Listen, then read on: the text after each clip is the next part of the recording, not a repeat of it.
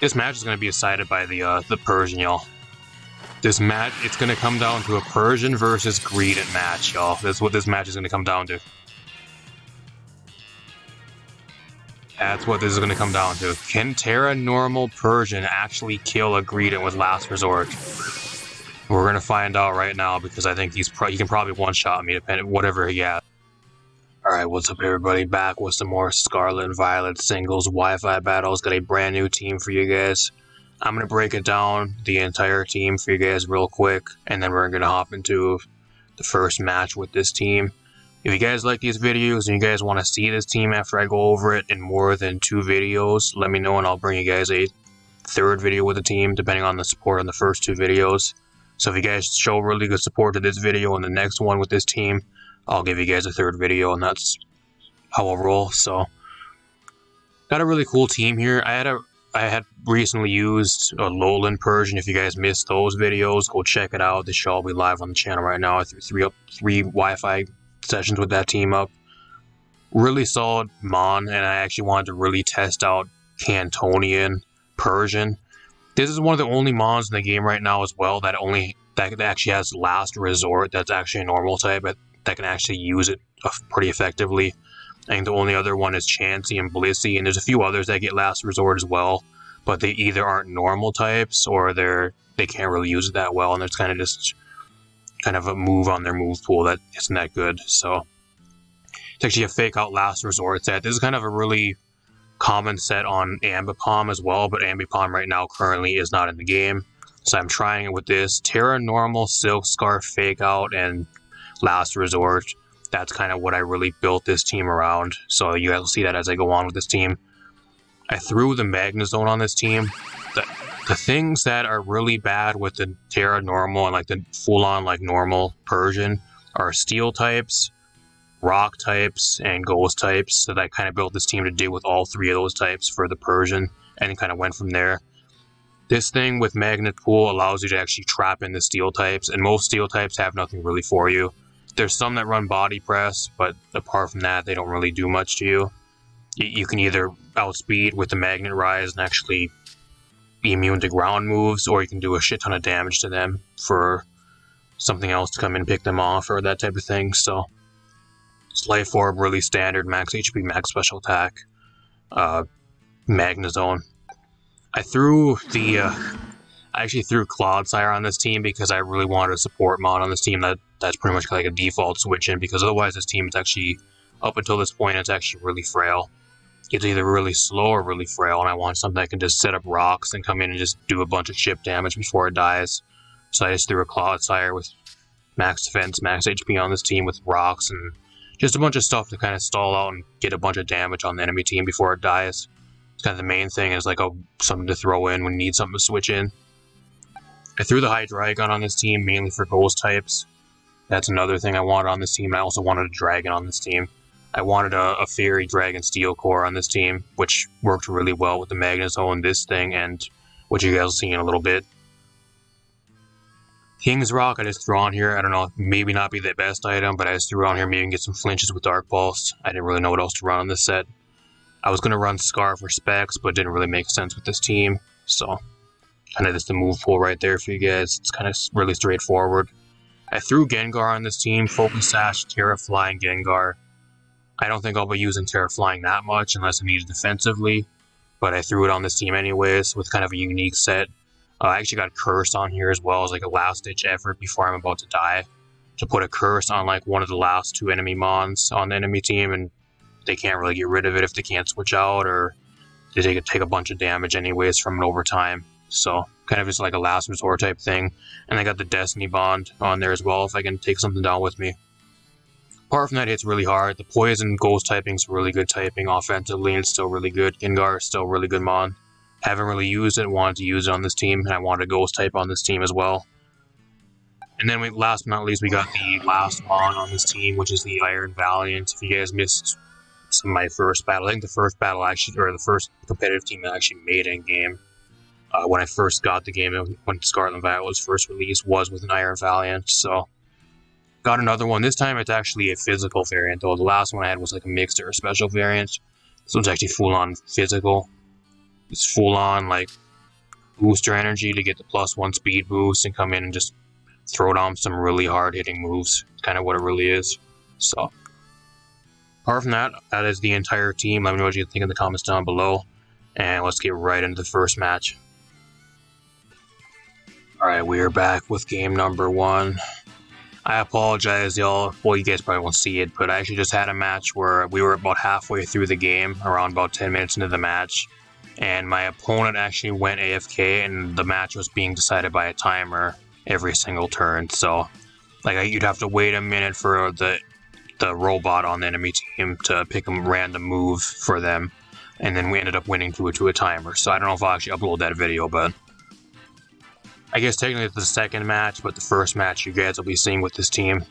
My opponent has Screamtail, Iron Bundle, Greedent, Cinderace, Garchomp, and Poltergeist. So, really threatening team. Really scary, threatening team. He has no way to get rid of rocks, though, apart from Core Change, I guess.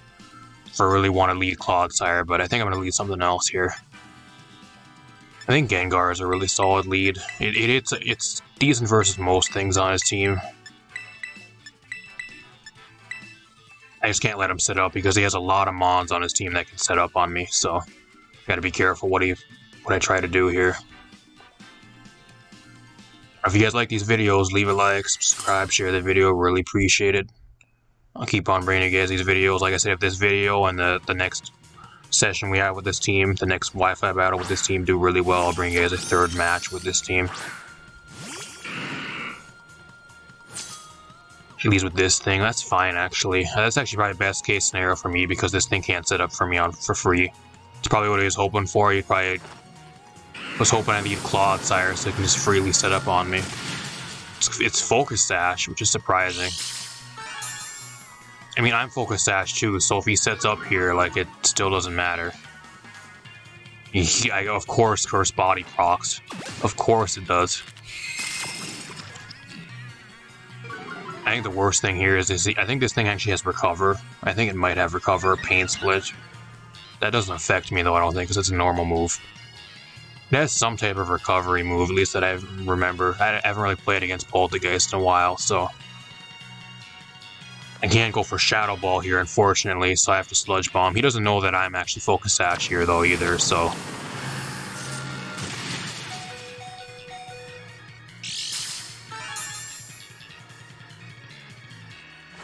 rid of this thing. That's a huge threat out of the way. I'm fine for pretty much trading the Gengar for that thing because a Shell Smash Poltergeist could probably sweep my team.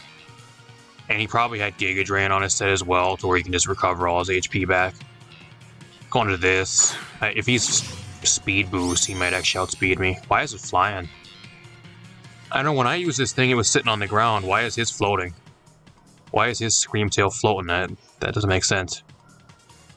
He's not booster energy either, so you're eating a Sludge Bomb. You're eating a Sludge Bomb, and he gets poisoned. Dazzling Gleam. I guess maybe I could have went for a Destiny Bond there, would have been a little bit better of a play, but see what item he has. He has Leftovers. I think right here would be actually a good time to go into the Meowth. Or the Persian here would be really good. Go for a Fake Out here and get some damage.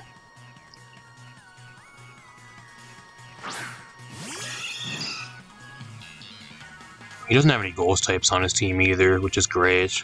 I think my only issue here with this thing is, like, I get outsped by the Cinderace, and I also get outsped by the Iron Bundle, so if they send both of those in, I'm kind of in a bad spot here. But he doesn't know my build. Fake Out here should do a decent one. I'm not going to TERA yet because I might need a TERA for the Iron Valiant or something else later. So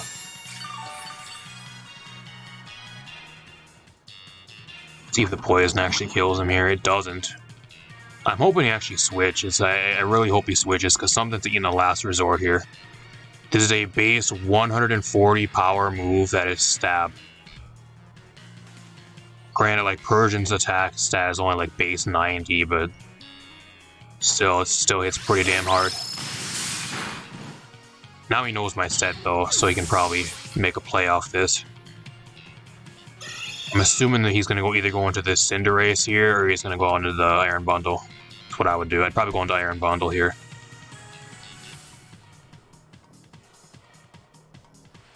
He does. Opponent's playing good though. He's making all the plays I'd probably make. He's making really straightforward, like, actual plays, so it's actually a plus speed as well, which is really bad. I really want to keep the Clodsire around. I really do. But I really want to keep the Persian around as well, because if I get rid of the Cinderace, if I get rid of this thing, it can actually maybe sweep the rest of his team. So, or at least do a shit ton of damage with TERA normal. So I think I'm just going to go into the Clodsire here. I could go out into the Magnezone as well, just because I resist the ice moves, but if he goes for Hydro Pump, I get 2 KO'd. And he's going to TERA. Please be TERA Ice. Please be TERA Ice. He is TERA Ice. Okay, that's good. I'm assuming I'm going to get blown back here by a Freeze Dry or an Ice Beam, though. Freeze Dry. How much is this going to do to me? I think that's going to be a 2-hit KO. I'm assuming. I'm not... That's actually almost a 1-hit KO. It's really bad. This thing's a threat. Like, this thing's a huge threat to my team because I don't have anything that actually outspeeds this thing. Like, I'm kind of just forced to hopefully he misses a Hydro Pump and then I can kill him with a Flash Cannon. I think that's my only real thing I can do here this next turn. But I lose my Clodsire now for pretty much no reason, which is really bad.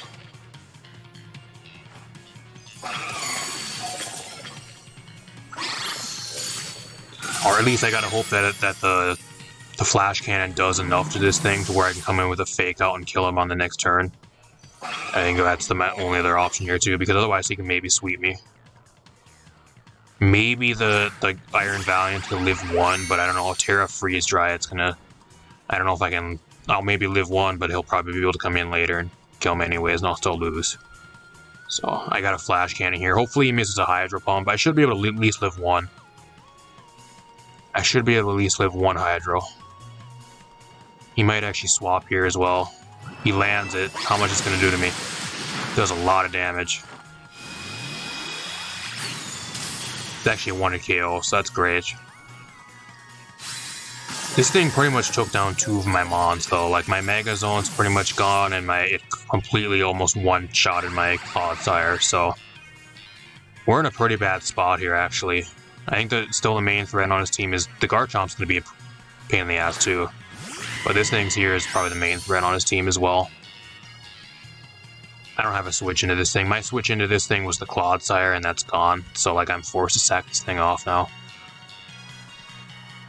The Iron Valiant's looking really good late game, though. Like, the Iron Valiant's, like, it hits his entire team for super effective damage at this point in the match. I guess apart from this. So, if I can get some damage on this thing, I should be good. It just depends on what I want to do this next turn, because I'm dead here. Unless he sets up on me, I'm dead. Or misses, but he doesn't.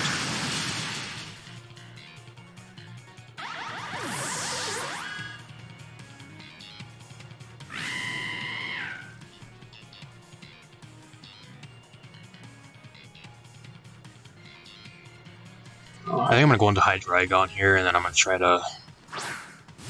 I'll Dragon Pulse. I think that's my play, because if he tears in, or if he switches Libero into a fighting type, then I don't know if I'll live, but I don't know if he has a fighting type move on here as well, so... He has Bounce. He's running Libero Bounce, y'all. Holy shit. Never seen a Cinderace with Bounce at all in a long time. So, now he's a flying type. It's kind of bad for me, actually, but hopefully I do a decent amount of damage here. I should be able to live a Bounce. He's not banded or anything, so I should be able to live. Dark Pulse should do a really solid amount of damage. Does about half. It's going to be a roll, actually, if he kills me this next turn. Dark Pulse does a solid amount. I don't think that's really enough in range where it actually gets killed by a Fake Out, though, which is really bad. I don't know. I'm going to have to really rely on the Iron Valiant to sweep this game, because I think that's my only option to really win. I think at this point in the game, it has a chance to sweep, but it depends if it's Garchomp, it's Choice Scarf. If he has Choice Scarf Garchomp in the back, I can still lose.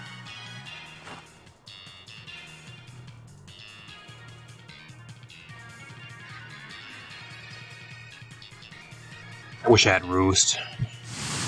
He gets a high roll, he does kill me. There was a chance I could live there if he gets a really low roll, probably. But it's gonna be a really tough game. Going out into the Iron Valley and hoping this thing, it should outspeed with a +1 speed boost. But I'm just hoping that if his Garchomp is Choice Scarfed, he can still win the game. Especially if it's Terra Steel. I don't know what Terra type he has either. Or I guess he already used his Terra type. I don't know what I'm thinking. I forgot he had Terra Ice Iron Bundle. But even if it's Choice Scarf like Iron Head Garchomp, he can still maybe win the game. So I don't want a Terra yet here. But I am in a Spirit Break, I think that's my play. Should kill this thing at least. I think a close combat should one-shot the Greedent, so I'm probably just gonna go YOLO on that. Could be a really close game. Really close match. Land Force 1, that's a really cool nickname too. I really like that nickname. Some really cool nicknames on my opponent's end as well. I really like them. Really cool nickname for the Poltergeist and a few other things that were really cool. I don't know, I gotta hope a Spirit Break actually kills this thing. I really do. Hopefully it does. It doesn't. He lives. He lives. He has Iron Head. I think I lose, y'all. Oh, I live. I live. How do I live? This match is going to be decided by the Persian, y'all. This match, it's going to come down to a Persian versus Greedent match, y'all. That's what this match is going to come down to. That's what this is going to come down to. Can TERA normal Persian actually kill a Greedent with Last Resort? We're going to find out right now because I think he can probably one-shot me depending whatever he has. I'm assuming it's more of like a belly drum setup Greedent. I'm assuming that's what he has.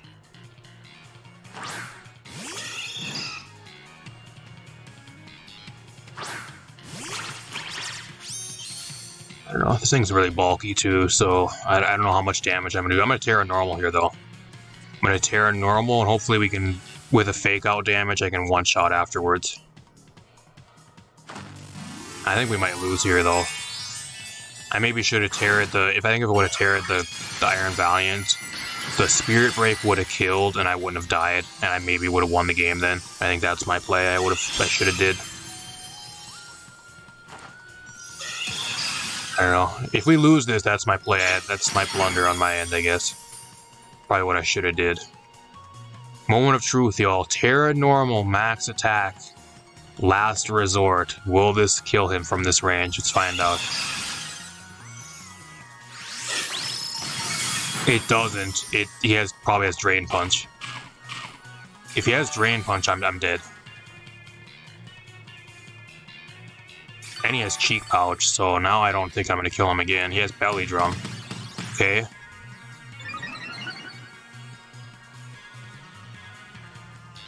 Does this thing get any priority moves? Because I don't think it does, unless it gets Sucker Punch.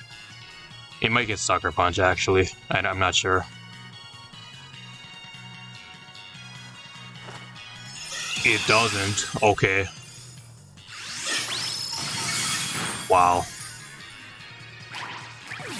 I don't know what his move pool would have been. Assuming he's like a Belly Drum variant, I think this thing actually gets Drain Punch, and then I think it might get stuff like Facade or some other normal type move and a few other coverage moves. I know it gets Earthquake and a few other coverage moves, but I don't know if it would. I was assuming that thing didn't get any priority, at least that I know of, and it didn't. I thought it had Sucker Punch, but I don't know why he Belly Drum there. I think. I don't know what his move pool was either, though. He might not have had a fighting move, because if he didn't have a fighting move there and he only had like a normal move, I probably would have lived. Because Greedent's attack really isn't that good unless you Belly Drum. So it depends on what he would have had there. Actually, if he didn't have Drain Punch or like a fighting move or something to hit me super effective, I probably would have lived, and I still probably would have killed him the turn afterwards anyways. It would have been a roll because of the Cheek Pouch and the 2 Citrus Berries, but there was a chance I still would have won there anyways, so I don't know. Let me know what you think in the comments down below. What a match. What a crazy good match for this team to start with. I couldn't have asked for a better game. Especially recording for like 20 minutes earlier and then having the guy go AFK and then kind of just stall me out and go through a timer or whatever happened earlier. Just kind of sucks, but really solid game. Let me know what you guys think in the comments down below.